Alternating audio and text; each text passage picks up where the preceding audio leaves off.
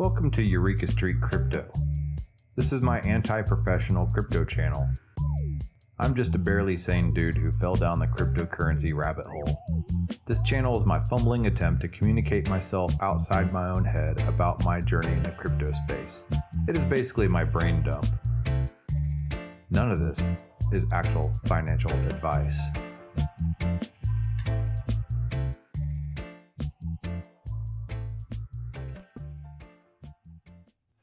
Good morning, everybody. I'm Eureka John, and you're at Eureka Street Crypto, broadcasting live a little late today at 7:54 in the morning. Yep, I had to get my beauty sleep, I'm broadcasting live from Leander, Texas. It is a suburb just outside of Austin. And it is December 19th, 2021, again, 7:54 in the morning. I do this show every single day. This is my brain dump, and where I just talk about everything that I'm trying to learn in crypto. It doesn't always come out right. That's part of the learning process. You read and you listen to podcasts, and you watch videos, and you read books and articles and whatever, and then you try to articulate that. And that's the other half of the learning process, is trying to get it out.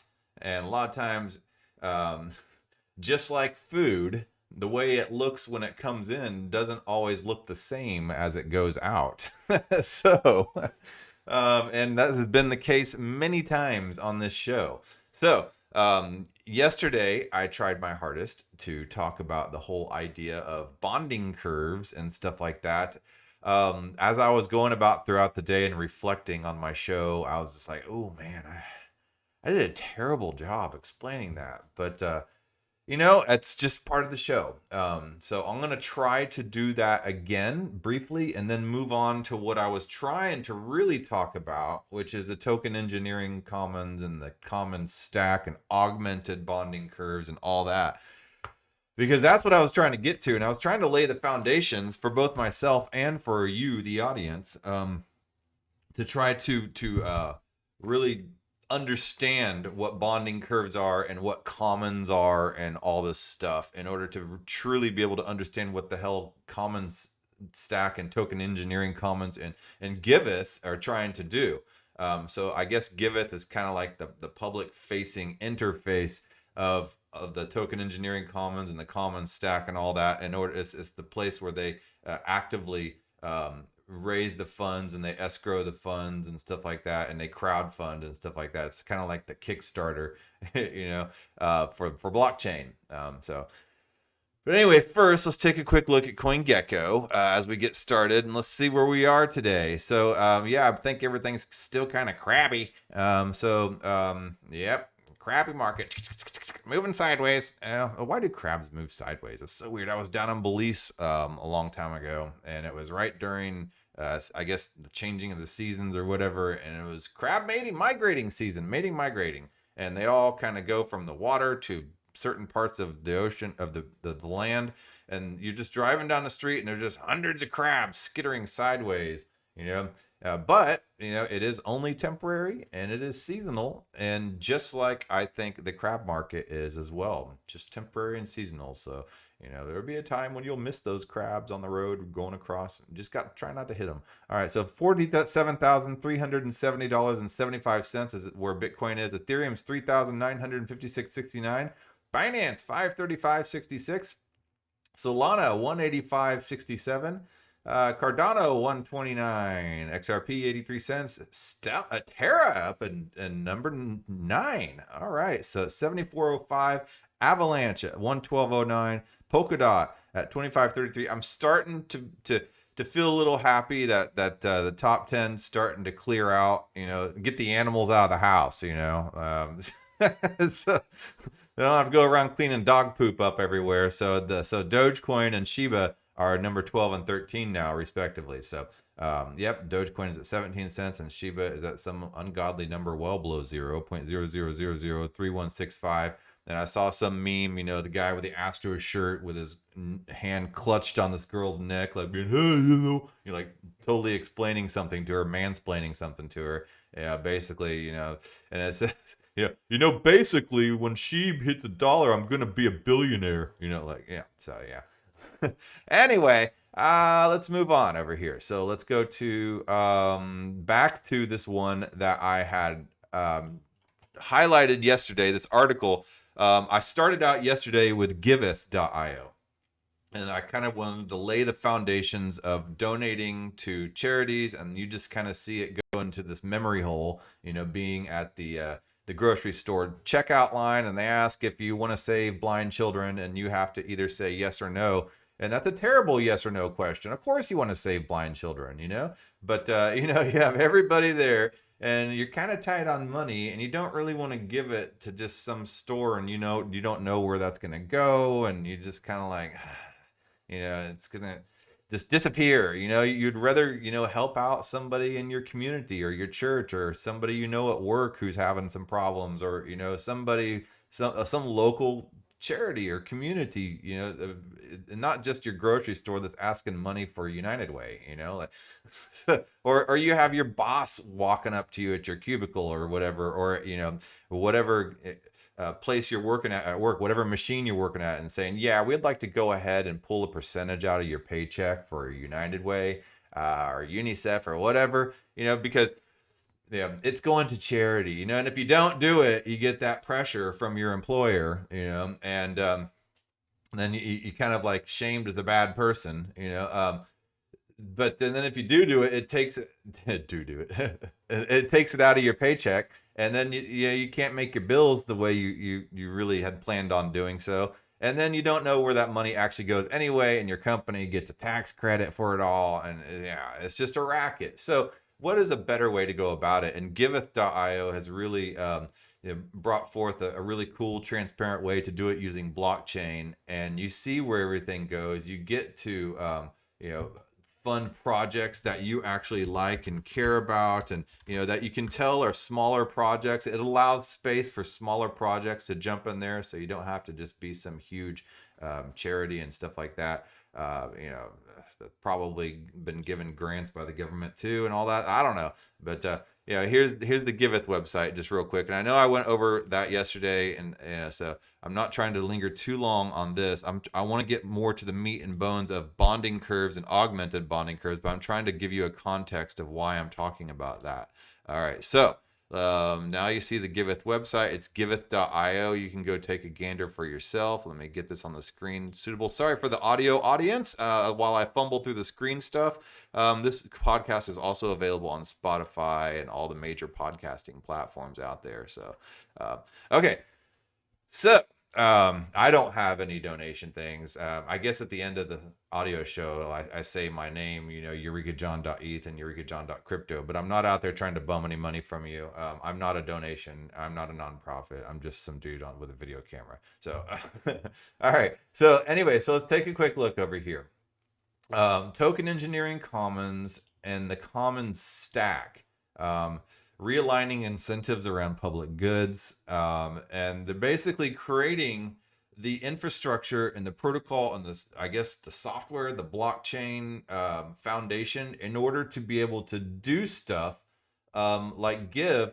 But one of the questions raised in a tweet from yesterday's show was, you put that coin in, at the grocery store, and the little clear thing, or you go to the mall and you put the coin in that big yellow inverted cone, and you watch the quarter go down and then drop to the bottom, and it just disappears after that, and it's like a little feel-good moment, and then it's done. But what if and then so like nonprofits and donations just seem to be kind of like this, like, all right, you're at a loss, that's it, you gave, that's it. And then so what if you could actually be active? You don't even have to be actively involved, but what if it could be like an investment for you, and you could get an actual return from that, so then you could see where that goes. And so that's what this is all about. And this is kind of creating the infrastructure to be able to do that. Sustainable and ethical design for token ecosystems.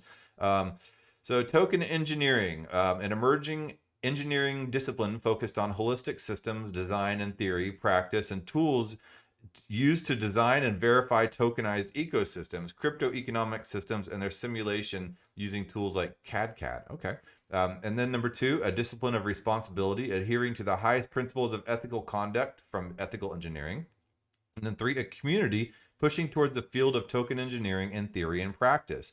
So there's a lot of like ICOs out there, fundraising type of things out there based on some kind of really flimsy tokenomics. And they're trying to build some sound tokenomics based on augmented bonding curves and stuff like that, which I'll go over here in a little bit, to that are solid and sustainable and help out small communities as well. So that's the token engineering part of token engineering commons. Here's the commons part. Resources that groups of people, communities, organizations, resources that groups of people create and manage for individual and collective benefit. These resources are held collectively, not owned privately. See Fractal Ownership Wiki and Automating Awesome. Okay, so take for instance, there's this park down the road from me, and there's all this like workout equipment over there.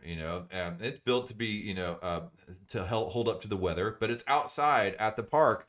And that's kind of like a little commons space that is funded by the community to do so, right? Okay, so that is what a commons is. It's one example of a commons, or a commons could just be a forest, like literally a forest, or a place where there's clean water, that anybody can use. That's commons, right? All right, so mission: advancing the field of token engineering in a regenerative way, stewarding the cultivation of resources to accelerate the creation of robustly engineered models, modular tools, standards, and educational opportunities. Yeah, okay. That's a lot of big words in there. And I'm not really a big wordy type of guy. So I try to break this down so, to avoid a lot of big wordy mission statements, honestly. Realigning incentives around public goods. This is what the commons stack does, right? So our mission, we are building commons-based microeconomies to sustain public goods through incentive alignment, continuous funding, and community governance.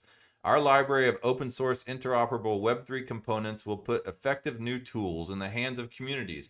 So they're building these tools to where the communities don't have to have a freaking genius in their midst in order to raise donations and create effective returnable, like profit based, like not profit based, but where you can donate and it just doesn't go to a memory hole, like to where the people that are invested in these charities and stuff like that don't just drop their money and then it's gone. Like they can maybe have an investment and then a return in that. So yeah, our library of open source interoperable Web3 components will put effective new tools in the hands of communities, right? Enabling them to raise and allocate shared funds, make transparent decisions, and monitor their progress in supporting their commons. So it gives them the effective tools to effectively ask for donations and then include those people into what is going on, and to be able to see the fruits of their donations. So let's go way back over here to the bonding curves, and let's see here.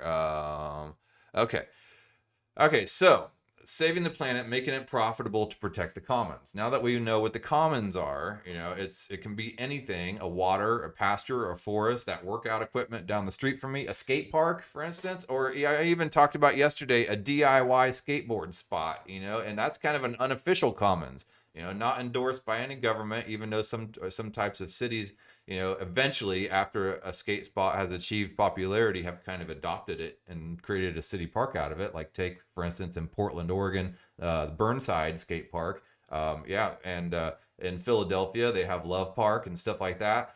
Those were started out as just a bunch of dirty skaters underneath of a highway overpass, with some Quickcrete, a 6-pack of Busch beer, and some water, and then they started building little quarter pipes and skating there every day, and that kind of becomes a little skater commons. You bring a broom, you push a broom, you clean up the spot, you pick up your trash, and maybe you can bring and donate some money or bring your own Quickcrete and create your own obstacles to skate on, and you show up there every day and it kind of becomes a commons. And then there are certain skaters who kind of the OGs that make it their mission to kind of protect those commons, right? And so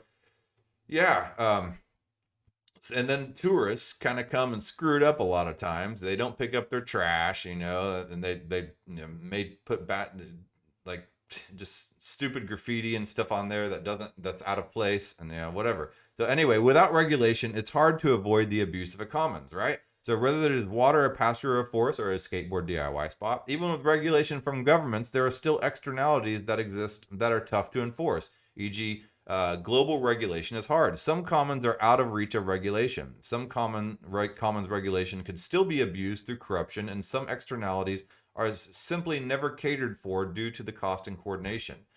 So instead of trying to force actors to curb the inevitable abuse of a commons, one could instead make it profitable to protect it, right? So what if that little DIY spot, like for instance, Burnside in Portland, Oregon, you could invest in it and you could receive the Burnside token, and so, yeah, I mean, all right. So, using new forms of economic coordination afforded by blockchain technology, we can indeed make this profitable to have the valuable reputation in a particular context. Or, for instance, saving the blind kids at the checkout counter at the grocery store.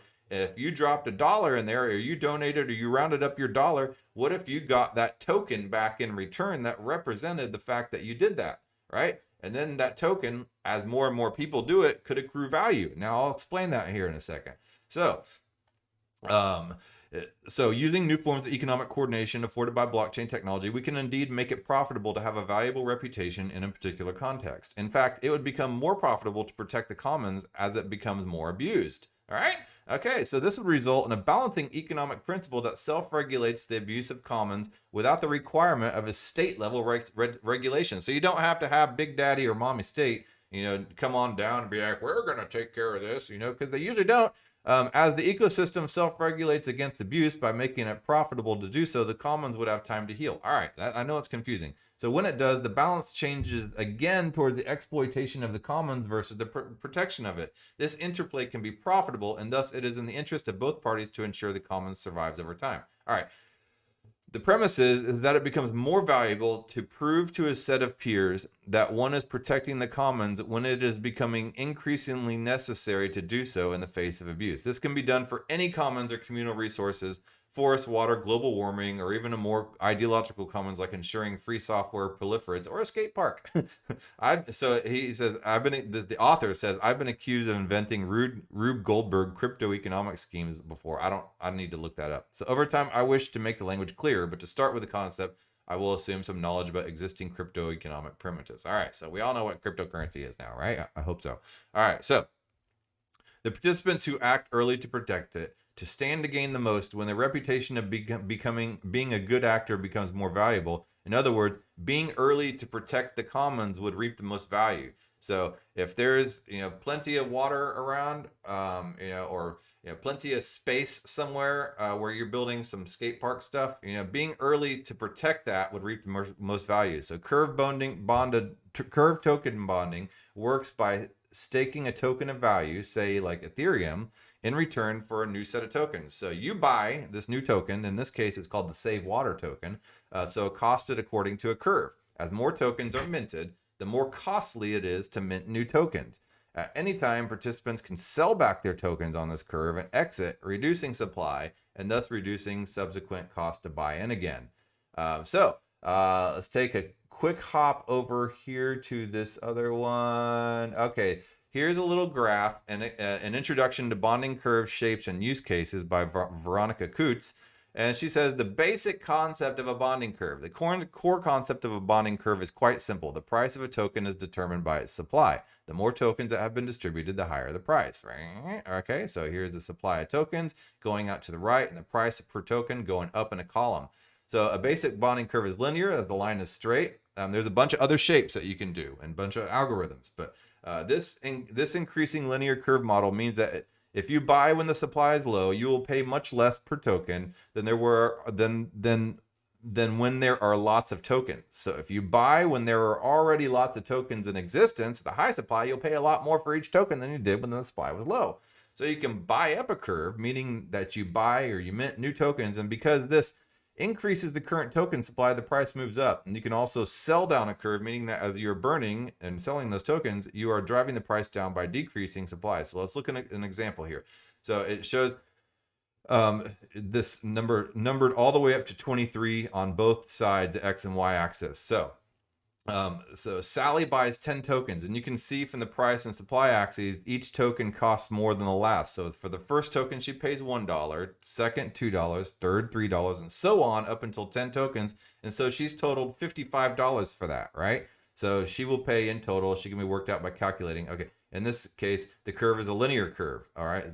But again, not all these bonding curves use straight lines. Okay, this is just for an example. And then Fred comes along after Sally has bought those, and she's pushed it up to $55. She spent $55. He also buys 10 tokens as Sally's bought 10 tokens. But Sally's already pushed the price up by increasing the supply. So meaning instead of Fred's tokens starting at $1, his tokens start at $11. So instead of Fred paying $55 for his token, he will pay $155 in total. So yeah, 10, 11, 12, 13, 14, in total. So yeah, if so, yeah, if he were to calculate his price by the area, he would start with the area under the 11th token to the 20th. So as you can see right there, yeah, he's paying a buttload more. So let's say Sally sells her 10 tokens after Fred bought his. This means that she will get back an amount according to the area under the curve starting from the top current supply. This means that Sally will get $155 back for her 10 tokens because that's the current price range for those current tokens set by the curve, because Sally bought first, and then when Fred went and bought more, the price increased. And then when Sally sold, she arbitraged and she made it a little different. So obviously you can see how that might be a little problematic. So let's go back to this interesting example over here. All right, so back to this example. So how? So this system works by combining curved token bonding towards a token curated registry that curates entities that prove they are protecting a shared commons. So as it becomes more valuable to protect that commons, let's say the water here in this example, it becomes more valuable to have the associated reputation of protecting it. So somebody saw something, they saw plenty of water all around, and the rats and them were sitting here in this amazing island with plentiful of clean water, but somebody's like, you know what, there's going to be a problem here. If we continue to do this, that water's going to go away. So I'm going to go ahead and put my money on that and stake my ether on that. And I'm going to buy this save water token. Everybody's laughing at him. Oh, you're ridiculous, because that water's always going to be here. Oh, no. But as they're laughing at him, those participants who act early to protect it stand to gain when the reputation of being a good actor becomes more valuable. So as that water starts to dwindle away, some people have been like, oh crap, man. So in other words, being early to protect the commons would reap the most value. So curved token bonding works by staking a token of value, say Ethereum, in return for a new set of tokens, say save water token, right? The SW token, costed according to a curve.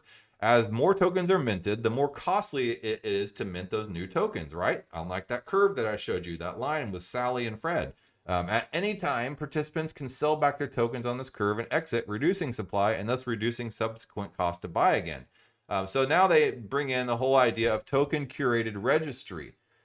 TCR, it's a system where participants apply to a list that is vetted by a set of token holders according to this set of criteria. It's designed in such a way that is valuable to curators of this list to ensure that it is judiciously maintained according to the criteria.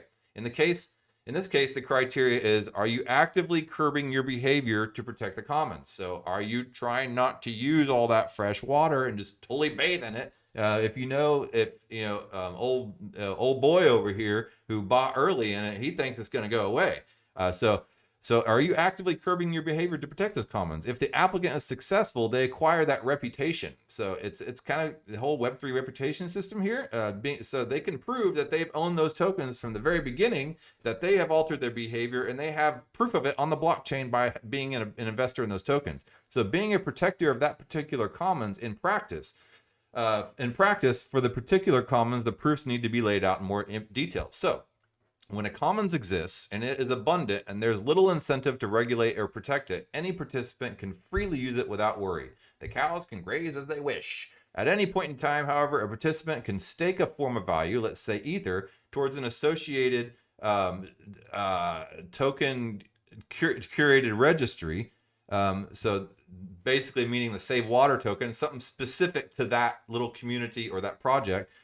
So At any point, a participant can stake a form of value, like Ethereum, towards an associated token commons registry, curated registry, to protect that commons. They stake, for example, 1 Ether and get 40 Save Water tokens. The cost is determined by the curve.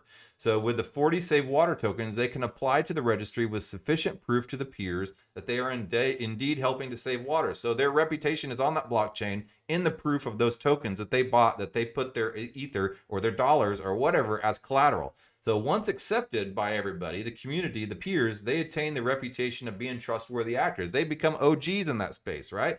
So as time goes on and it becomes apparent that the water is being abused, the community using the water deems it more and more valuable to exclude those who are abusing the water. Being like, dude, you never brought cement, you never brought beer, you never, you never swept the skate park, so it thus becomes valuable to be included in this list. Not doing so will mean one is being ostracized from the community. Less interaction, less trade, less access. So if you don't hold those tokens proving that you've kind of gotten on board, then you're gonna be ostracized. That's kind of to me, that doesn't seem quite right. There needs to be tweaks on this, which is augmented bonding curves and stuff like that, and maybe some kind of grace given to people, for being dumbasses at first, right? So I don't know, but that seems a little cold and calculated and programmatic, which is the opposite of what humans should be. So, but anyway, this is math, right? So thus the meme of save water becomes more valuable. All right, so it becomes valuable to be included in this list. Not doing so will mean one is being ostracized from the community. Less interaction, less trade, less access to fresh water. Yeah, it's kind of a problem. Thus, the meme of save water becomes more valuable, and it becomes more valuable to prove that one is a reputable actor. As the situation becomes more dire, the value of this reputational label becomes higher. The token value of the Save Water token, it thus incentivizes more and more participants to stop abusing the commons and rather participate in this token, in this peer curated registry is what they call it. As new members start buying tokens on the curve and start staking their Save Water tokens towards the registry, the Save Water tokens become more and more valuable, and thus early participants are making a profit and being good actors, right? So if you're an OG, you're going to make a profit of it because you suddenly have this buttload of Save Water tokens that are worth a ton because you were an early adopter. They were the first to recognize the potential abuse of the commons and the first to curb the behavior, and thus being duly rewarded, right? So as the value of the participants are increasing, they can start removing themselves from the registry and sell back their Save Water tokens at a profit on the bonding curve. So yeah, man, they're suddenly rich and they're like, dude, we got the point across. You got to save water, So now I got these valuable tokens. I can, buy myself a new hut. So, so they can start removing themselves from the registry and sell back their Save Water tokens at a profit on the bonding curve at the cost of losing the label, right? So, yeah, but then they sell out, right? And then they can be accused by all their peers of selling out. So this natural dissolution happens when it becomes clear that the commons are healing and the reputational label loses its value. So naturally, if enough people jump on the Save Water cause, then, the token has, gotten expensive, then all these people have altered the behavior to save the water. So then the water will start becoming saved. And then you start having an abundance of save water and then of clean water. And then the token starts to lose its value, right? And the reputational label, you're no longer an OG. You're just somebody that jumped on the bandwagon. So having the Save Water token kind of loses its valuable. And then the participants can go back to exploiting the commons. Yeah, they can go back to just, polluting the water, right? Versus protecting it. This interplay will continue, ensuring that the commons self-regulates itself. I kind of see it as like a boat skipping across the water. There's always this kind of bouncing off this whole, idea of, saving water, and you just kind of like, buying and selling it. And this interplay will continue, ensuring that the commons regulates itself. So yeah, then there's markets for reputation. Since this doesn't require a specific apparatus to implement, it would even be possible to have competing labels and competing criteria, ensuring a market-based approach to reputational protection of a commons. This competitional behavior ensure that the fittest reputational label wins, further increasing the likelihood that a protection of the commons occur. In its simplest form, participants in the registry only care about acquiring the label.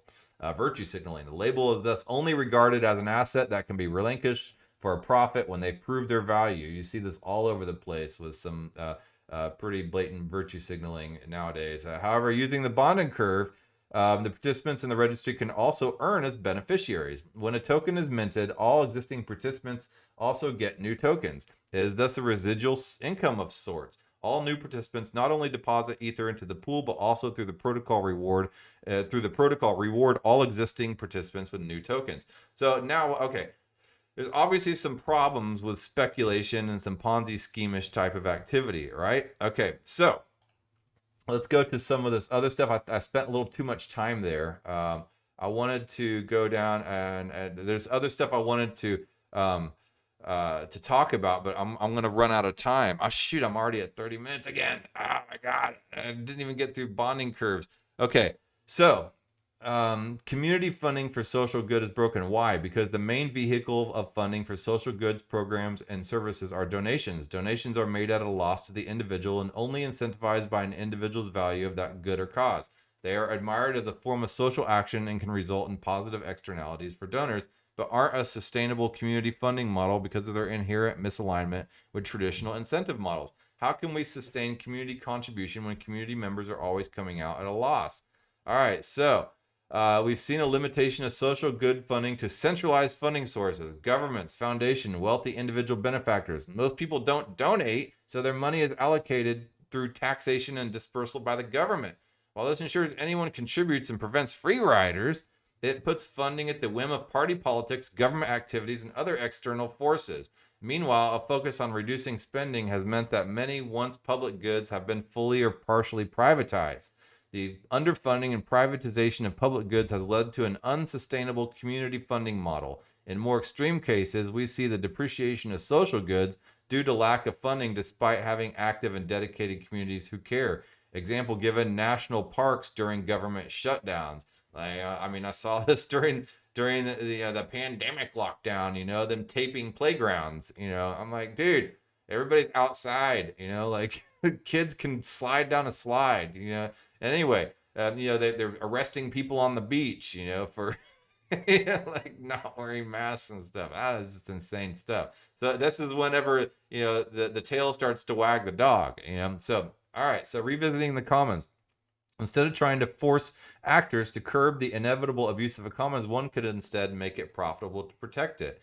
Recent advancements in blockchain technology have spurred the design of new crypto economic primitives that enable the evolution of traditional organizations to decentralized, self-organizing networks powered by market forces and network effects. And that is what token engineering commons is in the commons stack are trying to do. They're trying to develop and build these tools so anybody can implement as intimidating of a technology as blockchain technology seems to be in a lot of people's eyes. They make it simple and accessible. So let's go back over here to the common stack over here. And I was on a really good descriptive web page for it. Let me just go back over there. So right over here, we're back at the common stack website. And let me scroll down this mission page. Maybe this was it right here. Okay, common stack resources. And man, this is such a big topic that I'm having a hard time trying to get to where I wanted to get because there's so much foundational stuff.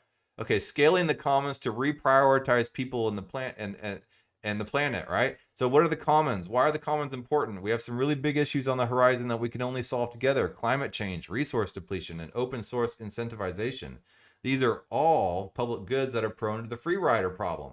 This problem applies just as much to the extraction of environmental resources as well as the funding of writing open code. It's a coordination problem that underlies some of the biggest problems we face.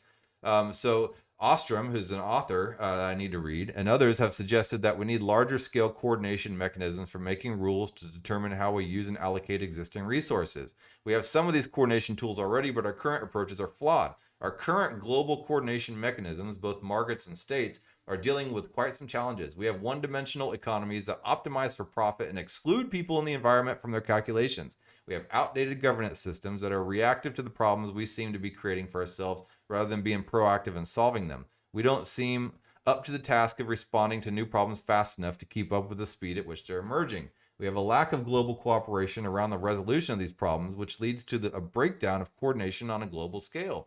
We've seen nations coming together to resolve climate change, but country A won't commit to carbon reduction measures because country B won't do it first, and vice versa, until we wind up in a stalemate where very little gets done, and then the problem gets worse. All right, so um, scaling trust with blockchain. Luckily, there's a new technology you may have heard of called the blockchain, right? So we have this opportunity to create what is essentially global trust networks in which we align economic incentives with these communities' values. We can give communities economies and allow them to encode their community values within these economies. In this way, we can scale these community commons into global networks that are protecting our most valuable resources. So it's putting these tools, a tech stack, that are easily implemented into the hands of these communities. So you don't necessarily need some amazing technical genius in order to implement this stuff. This is what the Commons Stack is trying to do. We're trying to scale trust using the blockchain. We're trying to scale the commons with these tools that we're building, and they're creating an open source library of components that enables purpose-driven communities that are united around any cause, whether it be saving water or creating a DIY skate park, whether it be cleaning up trash or planting trees or producing open source components for the betterment of humanity. And we're giving them the ability to raise money and make decisions about how to spend it and measure impact. So instead of going through some huge bureaucratic organization, they're giving them the tools to do it themselves, right? So, and to do it in an easy way, this tech stack for the commons will include tools for varying methods of governance, funding proposals, simulation, and initialization. These are modular, interoperable components, so any project can take the pieces that are relevant to their community, customize them for their specific needs, and combine them into a token framework. This could be considered a software development kit for DAOs. So you can take any of these components, interoperably combine them, and launch your own token network around your community goals. So this allows anybody, like for instance, my DIY skate park example, to create their own token, and to do so in like a really not just like some kind of vaporware ICO. So people in the communities, all the local skaters around there, the locals, can hold that token and show, and have an investment in that. So a minimum viable commons. We've identified 4 key components for a minimum viable commons. The augmented bonding curve, which is a bonding curve with some tweaks, so it's not, it eliminates a lot of that speculation that I was talking about earlier, about people just trying to get rich off the token, and eliminates some of that Ponzi-ish nature out of it. And it would provide sustainable funding for communities. So that's that bonding curve. It's providing the funding. The Giveth DApp that I talked about way at the beginning provides a proposal and escrow service to be able to raise funds, to bring out the proposal and to escrow those funds. Then they have conviction voting, which is a continuous decision-making governance process. And then the Common Analytics Dashboard, the CAD, powered by CAD, which allows us to measure the value produced in these communities. And it's important to have analytics and measurements of the value. And I've learned this through working in the Bankless DAO and doing proposals. In order to get funding, a lot of times we have to show data about what can be done, KPIs, which is the performance metrics and stuff like that. So they'll be building an iterative engineering approach. So they'll be developing each component one by one and inviting communities to launch them in beta test environments. As we test out how these components work in live environments, we can improve them in our next code-based iteration. Each of these components is built. Once each of these components are built, we will synthesize them into a minimum viable commons. And if you've never heard the word MVP, and it's not most valuable player on football or baseball, it's the minimum viable product. It's the bare minimum. So synthesize them into a minimum viable commons, and we believe it will be a new standard in token engineering design. So important thing to note about the Commons Stack is that it has a rigorous token engineering foundation. And it's not based off a white paper. It's based on solid token engineering research and built with tools like that CAD, the metric system that we just talked about. So yeah, they'll be modeled on mathematical first principles. And when they test them, they only then do they start implementing after the testing. So anyway, yeah, I've spent a lot of time on this stuff, but I do want to take a quick back look before I leave on this augmented bonding curve. The augmented bonding curve is a token bonding curve with some added mechanisms to address those attack vectors of It has two phases. The hatch phase is the initialization phase, and the open phase when the public can buy and sell the bonding curve. So the hatch phase is a community crowd fund to initialize the funding pool and the collateral pool. Most token bonding curves have a collateral pool, but by separating them into these two pools, they can create two different uses for which the token brings some stability instead of just all that speculation. So the hatch phase, the community comes together and funds an initiative they believe in. That money is split according to some agreed upon percentage into the funding and collateral pools. And then you're issued a dual purpose token. You can burn it for some collateral, and it provides you with governance rights over the funding pool. You'll be able to vote on how those pools are used. And then the open phase, as the price goes up, people may want to sell their tokens to reclaim the collateral backing them. As more and more people exit the economy, though, the people who are left with all the governments over the funding, the people who are left have all the governments over the funding pool. And then others who want to share this in this decision-making power will buy in, exerting and opposing buy pressure against those selling. The interplay of these forces creates market volatility within an acceptable range, which generates funds for the funding pool via an exit tribute that goes out and back into the community. So every time someone sells their token, some percentage of that value that it represents is taken from the collateral they get and deposited into the funding pool to pay for more work in your community. To recap the augmented bonding curve, we're creating circular regenerative economies that can be used by anyone, any community, any cause, or any open source project that wants to coordinate around a goal. And with all these DAOs cropping up, trying to create their own tokens right now, this could be an amazing tool, a little kit to do that, to do it properly. So anyway, yeah, that being said, I'm totally out of time. Man, 41 minutes. All right, I got to go. I got to get on with my day. But I hope this was kind of helpful for you to understand, because I first looked at Token Engineering Commons website and the Commons stack, and I even went to their orientation, and I was still just like, and I like not understanding at all, So by understanding bonding curves and by kind of moving on towards augmented bonding curve, by hearing these analogies about, donating the coin to that inverted yellow cone at the mall and stuff like that, I was kind of enabled to really start putting my mind around it. I still don't understand a lot of stuff about this. Now, this is why I'm doing this show, is to try to articulate it. But I hope I helped clarify some of this, maybe a little more, so you can start approaching this website and maybe join the Discord at the Token Engineering Commons and kind of, understand what the heck everybody's talking about. So, all right, that being said, I will talk to you guys tomorrow. And thanks, for jumping on and saying interesting on the comment stream. You were the only comment today. All right. Well, I will talk to you guys later.